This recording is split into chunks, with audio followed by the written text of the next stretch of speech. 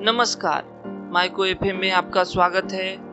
आज सुनिए राजस्थानी भाषा के प्रमुख कहानीकार सांवर दैया की लिखी कहानी धरती कब तक घूमेगी।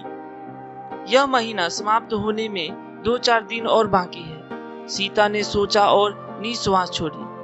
कुछ याद आते ही उसका मन भर आई आंखें पोंछकर उसने आकाश की ओर देखा। फिर जमीन खुरचने लगी। उसे महसूस हुआ कि पृथ्वी और आकाश के बीच घुटन भरी हुई है, ठीक वैसी ही घुटन जैसी उसके हृदय में भरी है। सब कुछ है और कुछ भी नहीं है। भरा पूरा घर है, बेटे बहुएं हैं, पोते पोतियां हैं, 2 हितियां हैं। मिलने को दोनों वक्त रोटी भी मिलती है, लेकिन फिर भी पता नहीं सब कुछ अजीब अजीब सा लगता है कि कहीं कुछ कमी है जरूर। पकड़ में चाहे ना भी आए, दोनों वक्त खाना और निश्चिंत होकर सोना ही तो सब कुछ नहीं होता। रोटी के अलावा भी आदमी की कुछ आवश्यकता हुआ करती है। अलावा वाली इच्छाएं ही तो दुख भुगतने को बाध्य करती है। सीता अपना काला ओढ़ना देखकर रुआंसी हो गई। वे जीवित थे तब तक तो सब कुछ ठीक था। घर ही प्रतीत होता था। आंगन में खेलते झगड़ते बच्चों की चिलपौं कितनी सुखद प्रतीत हुआ करती थी। उस चिलपौं में संगीत का सा आनंद आता था। लेकिन अब तो बेचारे बच्चे भी चिलपौं नहीं मचाते। यदि कभी मचाते भी हैं तो उनका रिकॉर्ड बजने लगता है। कितनी दफा समझाया है कि वहां मत खेला कर। गालियां सीखने के अलावा क्या है? किसी को बोलने का शऊर तो है ही नहीं, चाहे जैसे बोलते हैं नास पीटे। सीता सोचती है कि इस घर को क्या हो गया। बच्चे यदि घर के आंगन में नहीं खेलेंगे तो फिर कौन से पड़ोसियों के आंगन में खेलेंगे? बच्चे तो घर वालों के साथ ही खेलेंगे। लेकिन नहीं, इन्हें तो घर के बच्चे फूटी आंखों नहीं सुहाते। अपने बच्चे ही प्यारे लगते हैं। उन्हें 24 घंटे खिलाएंगे, हंसाएंगे, कुदाएंगे, उछालेंगे, बार बार चूमेंगे, पुचकारेंगे। लेकिन छोटे या बड़े भाई के बच्चों को देखते ही इन्हें उबकाई सी आने लगती है। मुंह से चाहे कुछ भी ना कहे, लेकिन आंखें तो सब कुछ बता ही देती है। खीर पूरी खाते समय यदि नाली से उठकर कोई कुत्ता थाली के पास आ जाए, उस समय जो क्रोध और घृणा और पता नहीं क्या क्या जो भी आया करती है ना, बस वही सब कुछ इनके चेहरों पर अंकित रहता है। सीता अपने ही बारे में सोचने लगती है। वह कौन है? कहने को तो इनकी माँ ही है, लेकिन माँ और बेटों के बीच जो आत्मीयता होती है वह कहाँ है? कोई घड़ी भर के लिए भी पास नहीं बैठता। क्या हालचाल है? तबीयत कैसी है? मन प्रसन्न है या नहीं? किसी वस्तु की आवश्यकता है या क्या परी है इन्हें? ये क्यों पूछे? दोनों वक्त खाना खिलाते हैं, यह कम है क्या? लेकिन यह दोनों वक्त रोटी खिलाना भी खुशी खुशी कहाँ है? गले आ परा फर्ज है यह तो। अन्यथा उन तीनों में से इतना कमजोर कौन है जो मुझे अपने पास नहीं रख सकता, मेरा खर्च उठा नहीं सकता? चाहिए ही क्या मुझे? रोटी ये खाते हैं, रोटी मैं भी खाती हूँ। 5-7 व्यक्तियों के खाने के पीछे एक व्यक्ति का खाना तो ऐसे ही निकल आता है। नित्य नए पकवान मांगू, वह बात तो है नहीं। वे रूखी खाएं तो मैं कौन सी चुपड़ी हुई चाहती हूँ, लेकिन अभी तो ये चुपड़ी खाए और मुझे रूखी डाले तब भी तो कुछ बोल नहीं सकती। बोलते ही तानों की बौछार तैयार है। हाँ, हम तो भेदभाव रखते हैं। हमें तो चिकनी चुपड़ी पोसाती नहीं। गरीब आदमी है, मुश्किल से अपनी गुजर करते हैं। लेकिन अब जो आपको 56 भोग खिला सके उनके पास चले जाओ, देखे कितने दिन रोटी खिलाते हैं। वे अमीर हैं तो अपने घर होंगे। उनकी अमीरी हमारे किस काम आने वाली? हमारे तो हमारी भूख ही काम आएगी। सीता याद करती है कि वह दिन कितना बुरा था जब बड़े लड़के कैलाश ने सुबह चाय पीते समय नारायण और बिज्जू को बुलाकर कहा कि माँ को रखने का ठेका सिर्फ उसी ने तो नहीं ले रखा है, तुम लोगों का भी तो कोई फर्ज होगा। तुमने कौन सा घर से हिस्सा नहीं लिया? तुम कौन से माँ के बेटे नहीं हो? उसकी बात सुनकर नारायण बोला, आप जैसा कहेंगे वैसा ही कर लेंगे। मैं क्या कहूँ? तुम्हें कौन सा दिखाई नहीं देता? कैलाश के भीतर क्रोध का बवंडर उठ रहा था। बिज्जू चुप रहा। वह हमेशा चुप रहता है, बस सिर्फ देखता रहता है कि कौन क्या करता कहता है। और सीता, वह अर्ध विक्षिप्त सी देख रही थी। देखे अब क्या होता है। एक माँ, 3 बेटे, 2 वक्त की रोटी। 3 बेटे, 2 वक्त की रोटी। एक माँ, 3 बेटे, रोटी। और फिर बहस में घूमते माँ, बेटे और रोटी में सिर्फ रोटी ही महत्वपूर्ण रह गई। माँ और बेटे कहीं दूर जा पड़े। गोफन में डालकर फेंके गए पत्थर की मानिंद रोटी का आकार और भार इतना बढ़ गया कि उसे संभालना किसी के एक सामर्थ्य की बात नहीं रही। फैसला तीनों जने बारी बारी से माँ को 1-1 महीने अपने साथ रखेंगे। सीता को कुछ कहने का मौका ही नहीं मिला। तीनों में से किसी ने यह नहीं पूछा कि यह फैसला उसे मंजूर है या नहीं। उसकी अपनी इच्छा क्या है।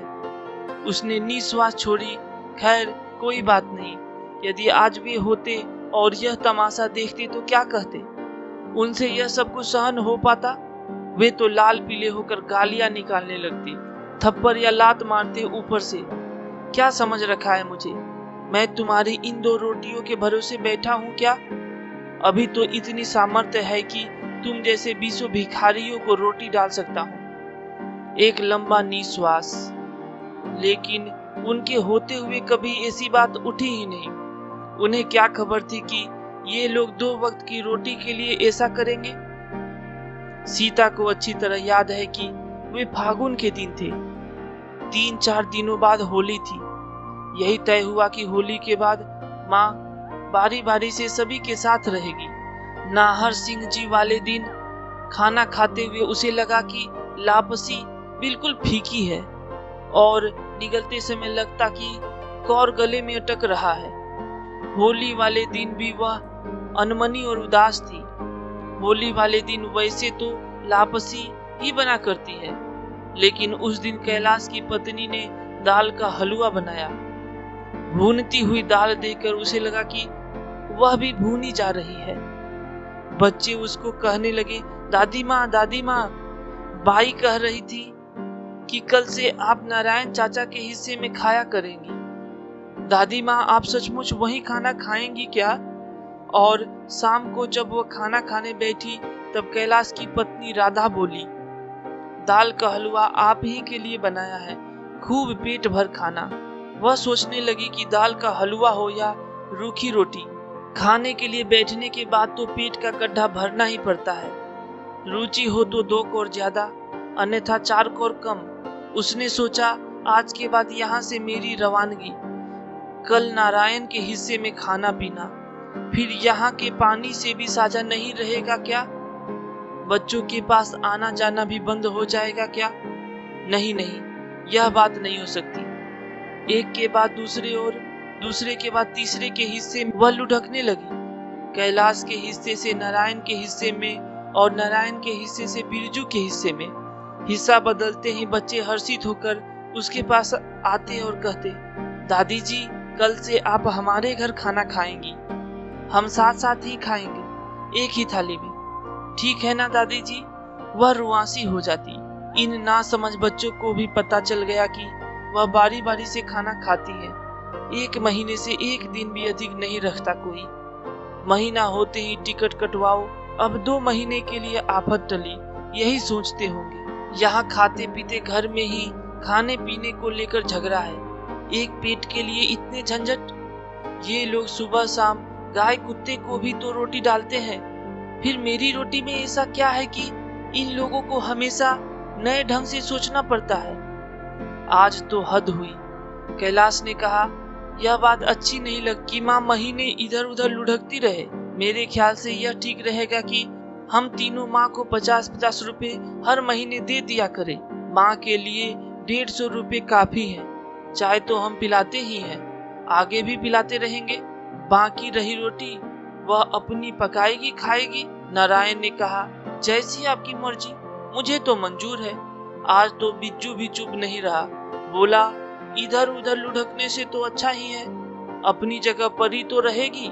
इतनी बात होने के बाद कमरे में मौन के तीक्ष्ण कीलों का खेद उगाया। इधर उधर हिलते ही कीलें चुभती। सभी यथावत बैठे रहे। थोड़ी देर बाद किले ठुका स्वर शुरू हुआ। माँ को पूछ तो लेते। यह बिज्जू की आवाज थी। माँ आजकल किसी बात के लिए ना नहीं कहती, उसकी बला से कुछ भी हो चाहे। मूल बात तो अपने जचने की है। जब सीता ने यह सुना तो वह कुछ नहीं बोली। बारी बारी से तीनों बेटों की ओर निहारने लगी।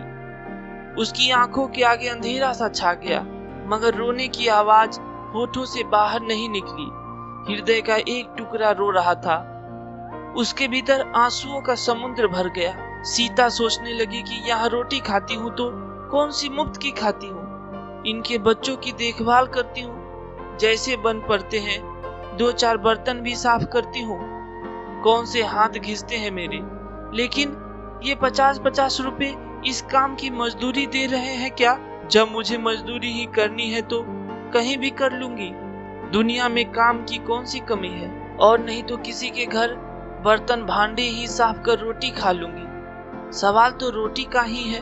अगले दिन सीता ने अपने 2-4 पूर्व पल्लों की गठरी बांधी और अंधेरे अंधेरे ही घर से निकल गई। इस समय उसकी आंखों के आगे ना तो अंधेरा था और ना ही उसे धरती और आकाश के बीच घुटन हुई।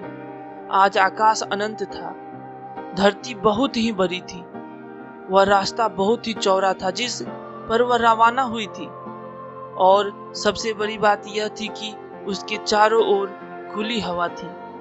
धन्यवाद श्रोतागण। अगर आपको यह कहानी अच्छी लगी हो तो चैनल को सब्सक्राइब, लाइक और शेयर करना ना भूले। धन्यवाद।